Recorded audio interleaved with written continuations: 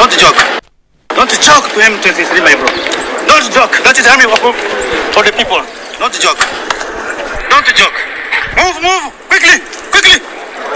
Jump, quickly. Hey, quickly.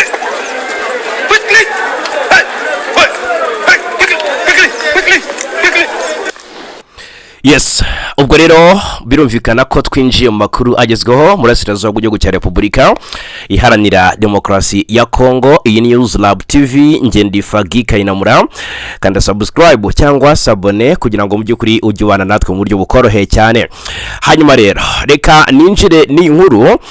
Ese wabyumvute bayumvise inkuru yuko W.Ngoma yaba kibarizwa mu mwuka w'abazima, yaba agihumeka w'abazima nyuma y'iminsi igera kuri 2 abikwa cyangwa se yatangazwa ko yitabye Imana yishwe n'ibitero bya drone z'igisirikare cya Repubulika ya Demokarasi ya Kongo FARDC hariya muri teritwari ya Masisi, akaba ari muri Kivu y'Amajyaruguru. Namakuru yatangiye kuvugwa kuva mu rukerera rwa tariki 24 Gashyantare 2026 nibyagiye binagarukwaho bisa n'ibyemezwa nabo ku ruhande rwa guverinoma Kinshasa. Ubutumwa bwaje guhita busibwa ku rubuga rwa X yahoze ari Twitter, ariko abenshi babishingiye bavuga ko bishoboka ko Kinshasa yaba itamwivuganye. Ndagira mabwire ko Kinshasa impamvu yasubye buriya butumwa ari uko mu byukuri yashaka kugaragaza ko icyubahirije agahenge ruko ngo kwica umuyobozi nk'uyu wa M23 wo bahanganye birumvikana bisobanuye kurenga ku gahenge kemeranyijweho. Iki ntabwo ari cyo nje ngo nkubwire. Hari amakuru, hari ibinyamakuru bitandukanye biri kugenda bitangaza ko W.Ngoma yaba kiri muzima, yaba kibarizwa mu mwuka w'abazima. Aba babitangaza ntabwo ari kugaragaza gihamya, ariko barashimangira ko bafite amakuru ngo ye kwizerwa yuko W.Ngoma yaba yitabye Imana. Ariko kandi bikaba byagutera urujijo kurikije biri gutangazwa nabo ku ruhande rwa M23 mu byukuri buri munota harasohoka amakuru agiye atandukanye. Reka turebere hamwe ibi abari kubivuga barabivuga mu gihe mu byukuri urugamba runakomeje hagati y'impande zihanganye muri Kivu y'Amajyaruguru. None natuje ngo twibande turebera hamwe n'iby'intumwa za Kinshasa zerekeje mu mujyi wa Uvira ni muri Kivu y'Amajyepfo. Ibikorwa by'izi ntumwa rero Kinshasa bigiye hanze, ndaje mbabwire 5 kuri 5. Mwibuke ko kandi MONUSCO yatangiye kugenzura uko umutekano wifashe mu bice bya Uvira. Hakaba hari n'intumwa za MONUSCO ndetse na n'indi miryango igomba kurebera hamwe uko agahenge kari kubahirizwa zageze igoma ku munsi w'ejo. Hanyuma rero iby'inkuru y'urupfu cyangwa se ubuzima bwa W.Ngoma twahoze tuvugaho 5 kuri 5 makuru yacu yatambutse. Ibinyamakuru bimwe na bimwe biri kugenda bigaruka ku kuba ngo akiri muzima, banza bitabonye cyangwa se bitamenye neza ibikubiye mu byukuri mu butumwa M23 yashyize ahagaragara yunamira W.Ngoma. Hari havuzwe ko na General Major Sultani Makenga, komanda mukuru wa M23 yabayeguye muri kiriya gitero cya drone hariya i Rubaya, ariko byaje kumenyekana ko Makenga we akiri muzima nubwo ataragaragazwa cyangwa se atarigaragaza cyangwa se ngo agire icyo abayobozi ba M23 babivugaho. Bikavuga ko W.Ngoma ngo yapfanye n'abandi basirikare bakomeye bo muri M23 bagera ku 9 tutaramenya ngo ninde nande. Hanyuma rero ariko M23 ikaba inatangiye ibikorwa byo kwihorera mu buryo bwihuse. Umutwe wa M23 biciye muri Benjamin Bonimpa usanzwe ari umunyamabanga uhoraho wawo wunamiye W.Ngoma wahoze ari umuvugizi w'igisirikare cyawo umugaragaza nk'umusirikare w'intwari uzahora azirikanwa. Benjamin Bonimpa abinyishije ku rubuga rwa X yahoze ari Twitter yagize ati intwari ntizigeze zipfa na bakundwa bacu wari ofisiye w'intwari ndetse n'umunyarugwiro tuzakomeza kuzirikana mu mitima yacu udusuhuriza intwari zacu dukunda n'abavandimwe bacu baraho ngaho. Mu rukerera rwo kwa kabiri tariki 24 Gashyantare nibwo W.Ngoma yiciwe mu gitero cya drone za leta ya Kongo zagabye mu gace ka Rubaya ni muri teritwari ya Masisi. Kugeza ubu nta makuru arambuye M23 iratanga ku rupfu rwe uretse mu byukuri kubicamwa amarenga. Gusa amakuru cyakora akavuga ko muri rusange abantu 9 aribo biciwe muri icyo gitero cyagabwe n'ingabo za leta Kinshasa ndetse n'abarwanyi imitwe ya Wazalendo bafatanya nazo mu rugamba hariya mu bice bitandukanye by'Uburasirazuba bwa Kongo. Ni mu gihe kandi Imasisi hari havuzwe ibice bimwe na bimwe M23 yagiye yamburwa n'igisirikare cya Repubulika Iharanira Demokarasi ya Kongo. Imirwano kandi yazindutse ica ibintu ndetse bigacika cyane hariya muri biriya bice byo muri Masisi. Imirwano yazindukiye mu gace kitwa Luke ko muri teritwari ya Masisi ni muri Kivu y'Amajyaruguru nkuko amakuru aturukaho byabereye abivuga, nyuma y'uko abarwanyi ba AFC M23 ngo babashije gutesha ingabo za FARDC, inyeshyamba za Wazalendo ndetse n'abafatanyabikorwa bazo ngo zari zigabye igitero simusiga muri ako gace.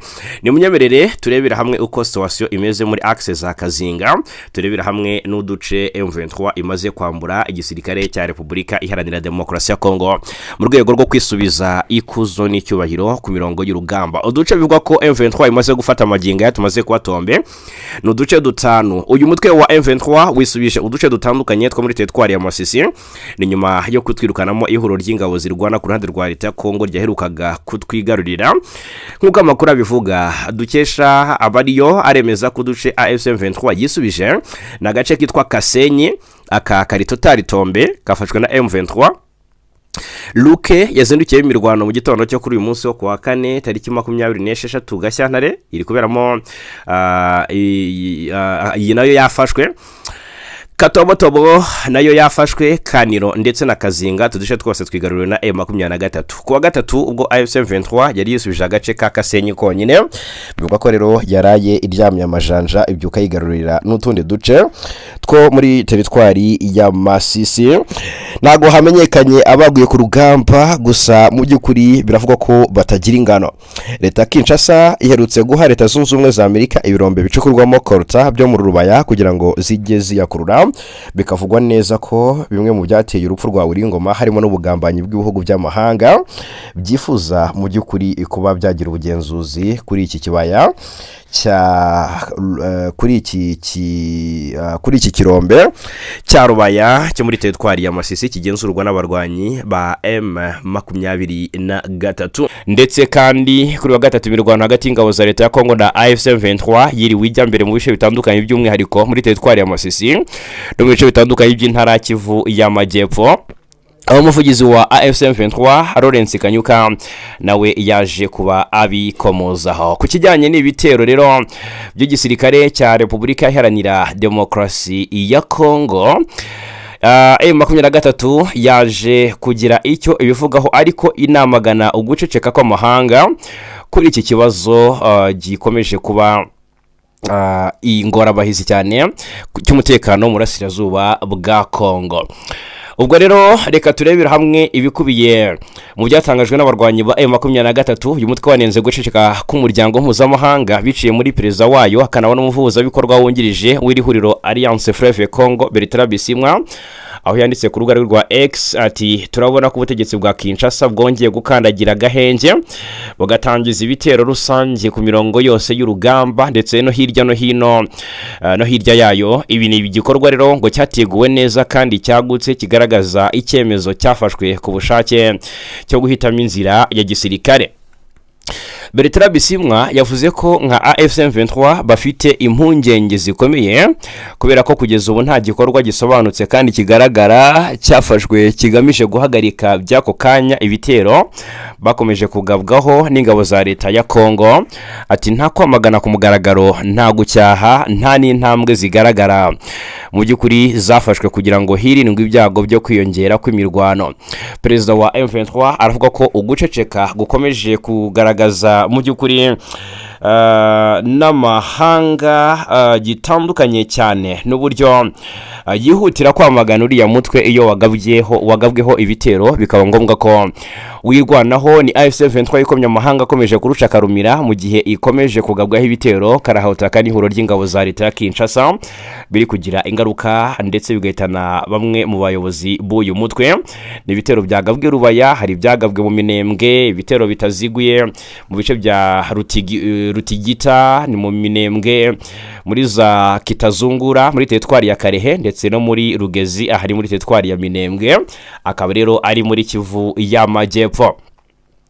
muri Kivu y'Amajyaruguru kandi biravuga ko hari ibice gisirikare cya Repubulika ya Demokarasi ya Kongo cyabashije kwambura abarwanyi ba M23 nyuma y'urugamba rwakomeje kuba magasa kuva kwa kabiri tariki 24 Gashyantare bikorwa ko imirwano yabaye hagati y'impande zihanganye Wazalendo na FARDC ngo babashije guhangamura M23 ahitwa Imahanga no mudugudu uri mu gace ka Politike muri groupement ya Nyamaboko ya mbere muri teritwari ya Masisi.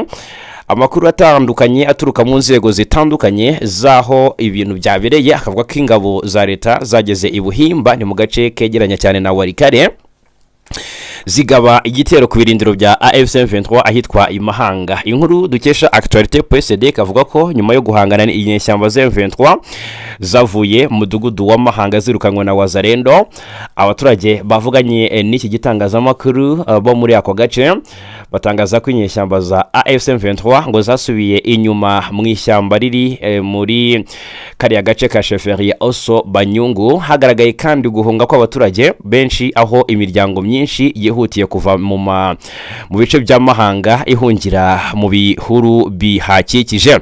Ntacyo uruhande rwa M23 rwatangaje ku makuru yo gutakaza ibice by'ingenzi hano muri teritwari ya Masisi. Aya ni amakuru mu by'ukuri adafitiwe gihamya. N'urugamba M23 ukomeje guhanganamo n'igisirikare cya Repubulika Iharanira Demokarasi ya Kongo, mu gihe mu by'ukuri ingabo za Kongo bivugwa ko zakiriye andi maboko akomeye. Uretse za ngabo z'Ubufaransa bivugwa ko zaje Kisangani ndetse zatangiye kugenda zoherezwa mu bice bya Uvira na Karemi. Biravugwa neza ko ingabo za Angola za Perezida Joao Lourenço nazo zatangiye kwinjira ku mirongo y'urugamba. Reka rero turebera hamwe ibyizi ngabo ndetse n'indege z'intambara za Angola zoherejwe byeruye mu ntambara yo muri Repubulika ya Demokarasi ya Kongo n'ibice zoherejwemo, kuko byavugaga ko izi ngabo za Angola icyazizanye ngari ukuba nk'abamediateri hagati impande zihanganye, ariko ntabwo ari byo. Ndagira ngo mbahunzi yobera mbumvisha uburyo zinjiye ku mirongo y'urugamba ndetse n'uburyo zigiye guhangana na M23. Iki gihugu cya Angola cyafatwaga nk'umuhuza ndetse wikundirwaga cyane na guverinoma Kinshasa, ariko ukemangwa na M23.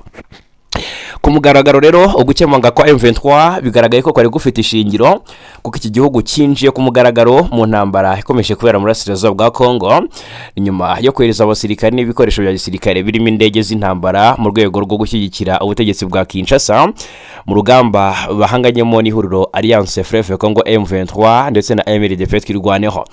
Tariki 18 nibwo abasirikare ba Angola bagera ku ijana ngo bageze ku kibuga cy'indege cya Kalemi ni mu ntara Tanganyika. Nyuma y'amasaha make hafi kimwe cya kabiri cyabo bahise boherezwa mu mujyi wa Baraka no mu bindi bice bigize teritwari ya Fizi muri Sud Kivu, aho biteganyijwe ko bafasha ingabo za leta ya Kongo mu bikorwa bya gisirikare byo kuhashya imitwe y'irwanya. Amakuru aturuka mu nzego z'umutekano hagaragaza ko Angola itohereje abasirikare gusa, ahubwo yanohereje n'indege z'intambara zo mu bwoko bwa Sukhoi 25 na Sukhoi 30 zashyizwe ku kibuga cy'indege cya Kalemi kugira ngo zijye zifasha mu bitero bigamije kwibasira ibirindiro bya M23 na twirwaneho mu misozi ya Fizi ndetse na Uvira. Iyi ntambwe rero ije nyuma y'uko perezida wa Angola Joao Lourenço asoje inshingano ze ku buyobozi bw'icyiciro cy'umuryango wa Afurika yunze ubumwe. Bikavuga ko rwose ubundi yakaba yaranefashe Kisekedi mu minsi yashize, ariko ubwo yarakiri muri izi nshingano akavuga ko byari kuba bikigoranye cyane.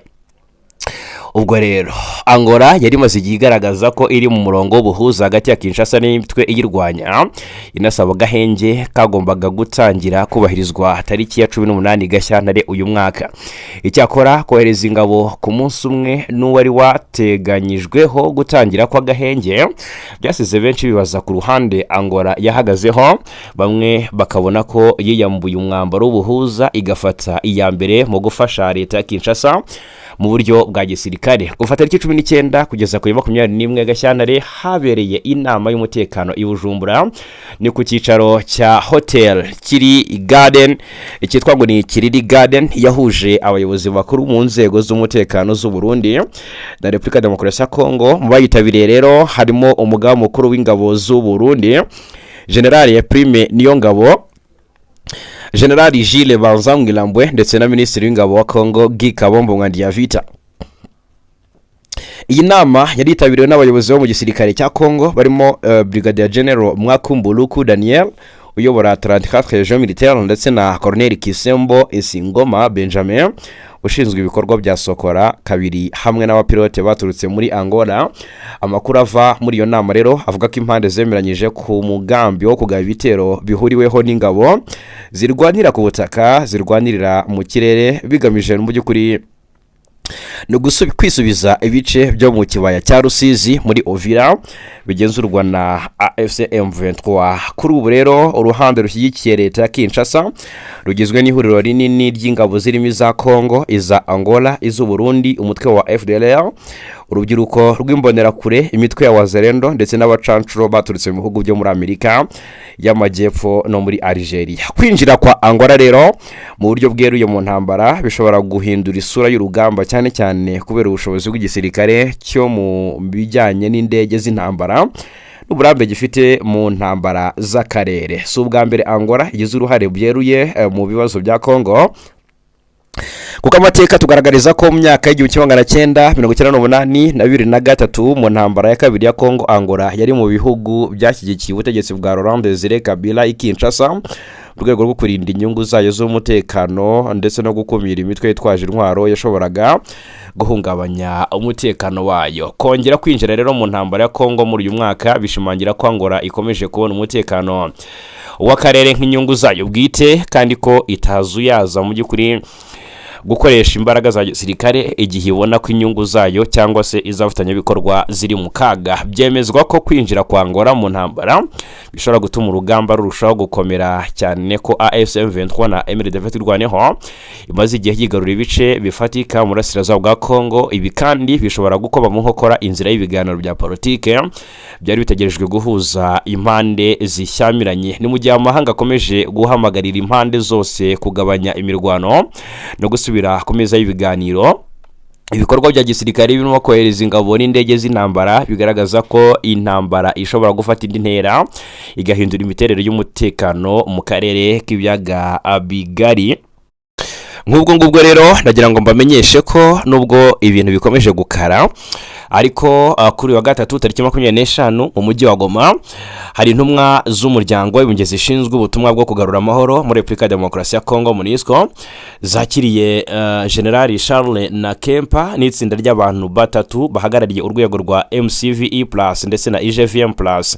Uru ruzinduko rwa rugamije gusura ndetse no kuganira ku buryo bwo kurushaho kunoza ibikorwa byo gukurikirana no kubahiriza ihagarikwa ry'imirwano cyane cyane mu ntara ya Kivu y'Amajyepfo. Nk'uko amakuru yatangajwe abigaragaza, uruzinduko rwari rugamije gushimangira ubufatanye hagati ya MONUSCO na MCVE+ mbere yo gutangira ibikorwa bifatika byo kugenzura no gukurikirana iyubahirizwa ry'amasezerano y'ihagarikwa ry'imirwano.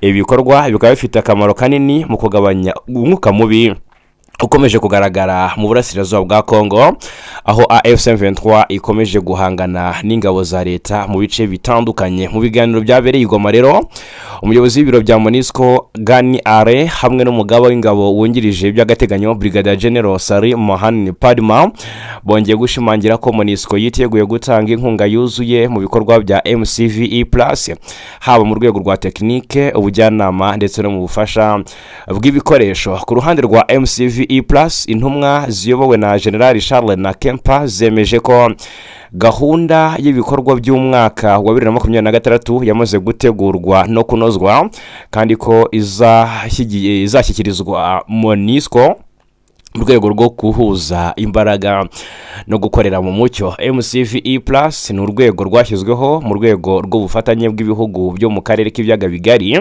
hagamijwe kugenzura no kugabanya ibibazo by'umutekano muke biterwa n'imitwe yitwaje intwaro ikorera ku mipaka ihuza ibihugu yashyizweho mu rwego rwo kongerera imbaraga mécanisme conjoint kizwi nka mécanisme conjoint de vérification wari usanzweho hagamijwe kwagura inshingano ndetse no kongera ubushobozi bwo gukurikirana ibirego by'ihohoterwa n'ibikorwa by'ibitero byambukiranya imipaka. Uru rwego rukorana bya hafi n'umuryango mpuzamahanga w'akarere k'ibiyaga Bigari ICGLR ndetse n'izindi nzego z'umutekano zo mu bihugu birebwa n'ibibazo byo mu burasirazuba bwa Repubulika Iharanira Demokarasi ya Kongo. Ibi ariko bikaba bibaye kandi mu gihe MONUSCO ndetse na ICGLR byagiye gusuzuma cyangwa se byatangiye gukora isuzuma ry'uko umutekano uhagaze muri Uvira. Ikaba ari itsinda rero rihuriweho rihagarariye ubutumwa bw'amahoro bw'umuryango w'Abibumbye muri Kongo n'inama mpuzamahanga y'akarere k'ibiyaga bigari ICGLR yoherejwe muri teritwari ya Uvira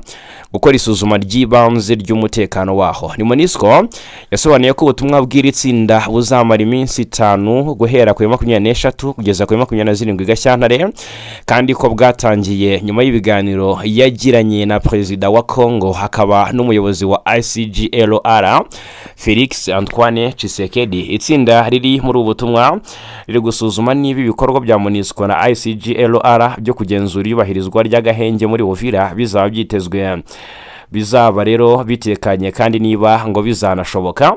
Umuyobozi w'agateganyo wa MONUSCO Vivian Van der Pel agira ati kugenzura neza yubahirizwa ry'agahenge byitezweho kugabanya ubugizi bwa nabi no kureba umwanya wabonekaho igisubizo cya politike kirambye. Vivian Van der Pel asobanura ko bitandukanye naho mu ntara ya Kivu y'Amajyaruguru ndetse na Ituri, akanama karoni gashinzwe umutekano kateganyije ko inshingano za MONUSCO muri Kivu y'Amajyepfo mu by'ukuri ngo zitarimo kurinda abasivile. Umunyamabanga mukuru wungirije wa Loni ushinzwe ubutumwa bw'amahoro Jean Pierre Lacroix aherutse gusobanura ko kohereza ingabo za MONUSCO zigenzura agahenge muri Kivu y'Amajyepfo bizakorwa mu byiciro. Lacroix agasobanura ko mbere kohereza y'abasirikare bazabanza kumenya niba umutekano w'ingabo za MONUSCO uzaba wizewe mu gihe zizaba zageze muri Kivu y'Amajyepfo, bityo ko hazabanza koherezwa drone z'ubutasi zizahakura amakuru. Hanyuma rero Perezida Felix Antoine Kisekedi wa Repubulika Iharanira Demokarasi ya Kongo yerekeje i Paris mu gihugu cy'Ubufaransa kuri uyu wa gatatu tariki 25. Perezida Macron w'Ubufaransa kuri wa gatatu yakiriye Perezida Felix Antoine Kisekedi mu biro bye hariya i Paris, bagirana ibiganiro byagarutse cyane ku Rwanda. Presidansi ya Kongo Kinshasa ibinyujije ku rubuga rwayo rwa X rwahoze rwitwa Twitter yatangaje ko ibiganiro bya Macron na Kisekedi byongeye gushimangira ubushake bw'Ubufaransa bwo kubahiriza ubusugire bw'imbibi n'ubwigenge bwa Repubulika Demokarasi ya Kongo mu gihe umutekano ukomeje kuba mubi bitewe n'ifatwa ry'uduce tumwe na tumwe two mu burasirazuba bwa Kongo ngo dufitwe n'ingabo z'u Rwanda nk'uko Kinshasa yo ibishimangira. Yunzemo ko bari abagabo baganiriye kuri kandidatire ya Kongo ku mwanya w'umuryango w'umunyamabanga mukuru w'umuryango mpuzamahanga w'ibihugu bikoresha ururimi rw'igifaransa. Kinshasa irateganya gutanga umukandida kugira ngo azahatane n'umunyarwandakazi Louise Mushikiwabo umaze imyaka 6 ayobora uriya muryango. Amakuru akavuga ko Dr. Denis Mukwege wigeze guhabwa igihembo cy'amahoro cyitiriwe Nobel ariwe uhabwa amahirwe kurusha abandi muri bose.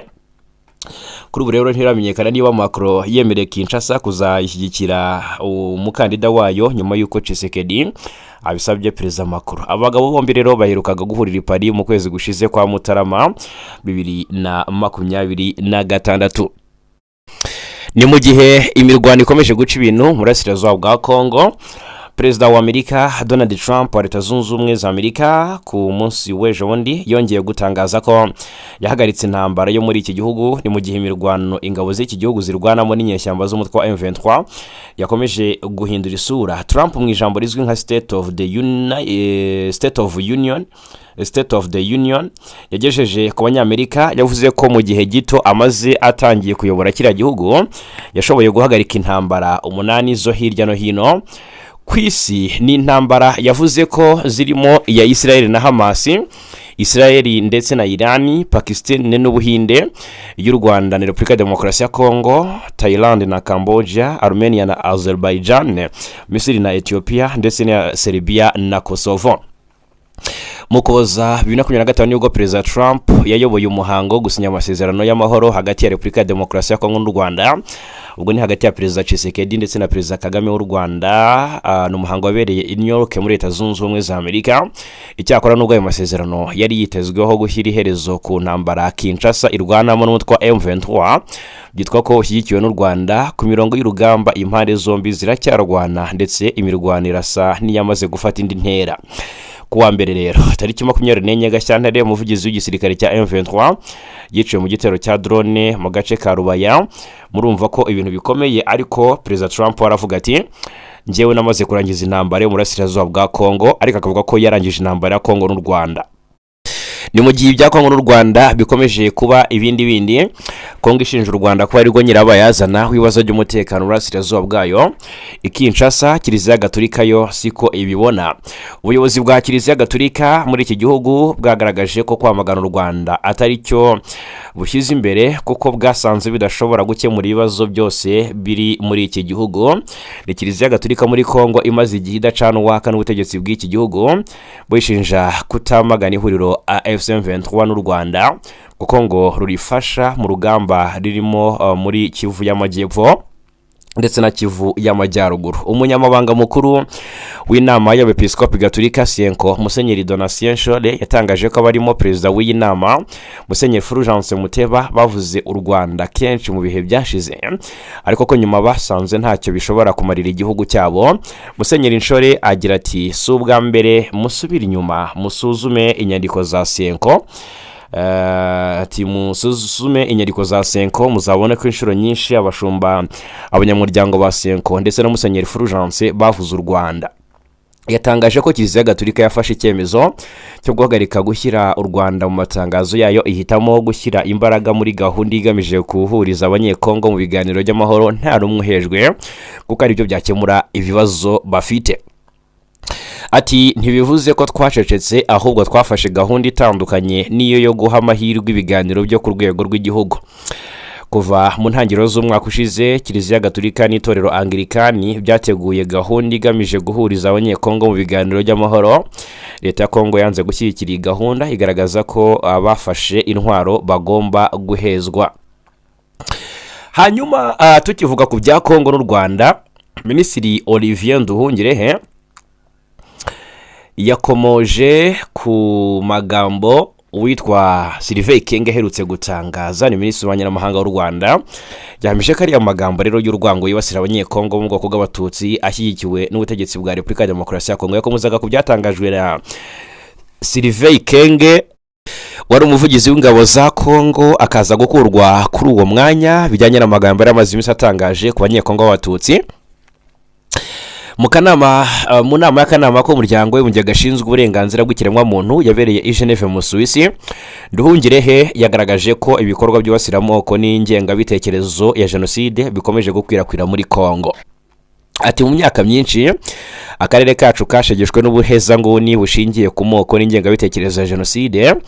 Uyu munsi ibi bikorwa byongeye kugaragara mu burasirazuba bwa Kongo, aho ubugizi bwa nabi buri gukorerwa abanyantege nke. Nduhungirehe yatangaje ko abanyekongo b'ubwoko bw'abatutsi barimo abanyamurenge batuye mu ntara ya Kivu y'Amajyepfo bari kugabwaho ibitero n'imitwe yitwaje intwaro ishyigikiwe na leta ya Repubulika ya Demokarasi ya Kongo. Ingabo z'iki gihugu nazo zikabigiramo uruhare. Ati imidugudu yose iri kuraswaho n'indege za drone, inzu ndetse zaratwiswe zirakongoka zirasenywa, imiryango yarahunze bitewe n'ubukangurambaga bugamije kwirukana ku butaka bwa gakondo yabo. Ati muri Kivu y'Amajyepfo abanyamurenge bajyanywe ahantu badashobora kureba amasoko, kujya ku mashuri kugira ngo ndetse ngo kuragira no kubona serivisi z'ubuvuzi. Hanyuma rero mu kuboza byatangajwe na Ikenge, murabyibuka, yavugiye kuri televiziyo y'igihugu avuga ko rwose abagore b'abatutsikazi batajya babyarana nabo badahuje ubwoko, asaba abagabo muri Kongo kubitondera cyane. Ibi rero Nduhungirehe yasobanuriye akanama ka Loni gashinzwe uburenganzira bw'ikiremwamuntu ko amagambo ya Ikenge yavugiye kuri RTNC yari yateguwe kandi ko ari mu murongo wa leta ya Kinshasa itigeze inamukurikirana mu butabera. Haravugwa inkuru mbi mu ngabo z'u Rwanda n'amakuru aturuka mu gihugu cya Mozambique ataremezwa n'ubuyobozi bw'u Rwanda. Aravuga ko mu gitondo cyo kuri uyu wa kabiri ngo habaye imirwano ikaze yari irimo ingabo z'u Rwanda, ingabo za Mozambique ndetse n'abagize umutwe uzwi nka Local Defense ugerageza kwirukana leta ya Kisilamu mu midugudu ikikije umuhanda w'igihugu nimero 380 ahagabwe igitero ku cyumweru ku modoka zari ziherekejwe n'abasirikare. amakuru aturuka muri ako gace aravuga ko imirwano yabereye hagati y'imidugudu ya Nova Zambezia ndetse na Kongreso mu karere ka Makomia. Ingabo za leta y'iki gihugu zirashaka kongera kugenzura ako gace ndetse no gufungura umuhanda wafunzwe kuva ku cyumweru haba icyo gitero cyagabwe ku modoka zari ziherekejwe n'abasirikare. Ubwo rero amakuru aturuka mu gisirikare mu mujyi wa Makomia avuga ko imirwano yo kuri wa kabiri tariki 24 Gashyantare yahitanye abantu benshi, abandi bagakomereka ku mpande zombi. Amakuru avuga ko mu bapfuye harimo nibura abasirikare 3 b'u Rwanda. Ibikorwa bya gisirikare bihuriweho bivuga ko byatangiye nyuma y'igitero cyo ku itariki 22 Gashyantare cyahagaritse urujya n'uruza ku muhanda wa Makomia. Owase umwe mu batanze amakuru ati zimwe mu modoka zari mu ruhererekane rw'imodoka zaheze mu nzira, zimwe zifite amapine yatobotse kuva haba igitero cyo ku cyumweru. Biravuga ko havuzwe imirwano ya hato na hato muri ako gace, ariko imirwano yo kwa kabiri yasobanuye ko yari ikomeye cyane kuruta yabaye ku cyumweru ndetse no kuwa mbere. Ubwo rero amakuru aturuka mu kigo nderabuzima cya Makomia yageze ku gicamunsi cyo ku munsi yo kwa kabiri ushinzwe kuwa kabiri ushize. Amakuru rero yaje gutangazwa n'ikinyamakuru Mozambique Times dukesha inkuru aravuga ko iki kigo nderabuzima cyakiriye abantu benshi bakomerekeye mu mirwano yabereye mu gace ka Kongreso, ariko ngo ntabwo cyemeje ko hageze imirambo y'abasirikare bapfuye. Amakuru akomeza avuga ko rero ingabo z'u Rwanda zifite amavuriro yazo avurirwamo abakomeretse hariya muri Mozambique. Hanyuma ikindi twavuga muri Uganda, Charlene Ruto ni umukobwa wa Perezida William Ruto wa Kenya yasuye umugaba mukuru w'ingabo za Uganda UPDF General Muhoozi Kainerugaba. Bahuriye kuri wa gatatu ku cyicaro gikuru cy'ingabo zidasanzwe SFC hariya Entebbe muri Uganda. Uruzinduko ruje rukurikira itangazo rerutse gutangazwa na General Kainerugaba ku rukuta rwa X yoza Twitter, aho yatangaje ko yifuza gusura Perezida wa Kenya William Ruto mu minsi ya vuba. Bikaba byerekana ko hakomeje kubaho kwiyemeza guteza imbere umubano hagati y'ibihugu byombi by'ibituranyi. Intumwa ziyobowe n'umukobwa wa Ruto zirimo George Nkia, umujyanama w'icyubahiro wa Maroc Festus Orina, ndetse Vashen Ragupathi ndetse na Honorable Jean-France Akilo. Mu nama yagiranye n'umukobwa wa Perezida William Ruto, General Kainerugaba yakiriye neza abashyitsi be, mu gihe umukobwa wa Ruto yashimye General Kainerugaba Muhoozi kuba yamwakiriye neza n'intumwa ayoboye. Mu yandi makuru, muri Sudani y'Epfo, mu gihugu cya Sudani, ubwo turacyari mu karere, aha haraturuka amakuru avuga ko ku wa kabiri komite ishinzwe ibihano y'akanama k'umuryango w'abibumbye gashinzwe umutekano muri Sudani y'Epfo muri Sudani yongeye abayobozi 4 bakuru b'umutwe wa Rapid Support Force ku rutonde rw'abafatiwe ibihano nyuma y'icyifuzo cyatanzwe na Amerika, Ubwongereza ndetse n'Ubufaransa. Iki cyifuzo cyatanzwe ku itariki 17 Gashyantare cyashatse kongeraho bakomanda 4 ba RSF mu bafatiwe ibihano byemejwe n'umwanzuro w'1591 mu bongeremo harimo Abdelrahim Hamdan Dagalo, umuyobozi wungirije wa RSF, akaba na murumuna w'umuyobozi mukuru w'uyu mutwe Mohamed Hamdan Hemet Dagalo. Ibihano kandi birareba Gedo Hamdan Ahmed, umuyobozi wa RSF muri Darfur y'Amajyaruguru, na Brigadier General Al-Fateh Abdallah Idris uzwi ku izina rya Abu Lulu. Hari kandi Tijan Ibrahim Musa Mohamed, umuyobozi w'ingabo uzwi ku izina rya Alzey Salem. Hanyuma rero tugana ku musozo, reka ambabwire ko Papa Leo agiye kumara iminsi 10 muri Afurika. Ni nayo nkuru ngiye gusorezaho. Papa Leo wa 16 azagenderera Afurika kuva ku ya 13 kugeza ku ya 23 Mutarama, nkuko ku ya 13 kugeza ku ya 23 Mata uyu mwaka nk'uko Vatican yabitangaje kuri ya 25 Gashyantare. Papa Leo azasura Algeria, Angola, Guinea Equatorial ndetse na Cameroon. N'uruzinduko ruzamara iminsi 10. Biteganyijwe ko rero azakirwa n'abakristo benshi n'abayobozi muri ibyo bihugu mu kwimakaza iterambere ryabyo no gushyira ingufu mu biganiro bihuza abakristo gatolika nabo mu idini ya Islam. Ngaye nguko rero reka mbashimire cyane kubana natwe muri aya makuru. N'amakuru rero mu by'ukuri yo muri iki gitondo cyo kuri uyu wa kane tariki 26 Gashyantare 2026. Amahoro y'Imana akomeze kubana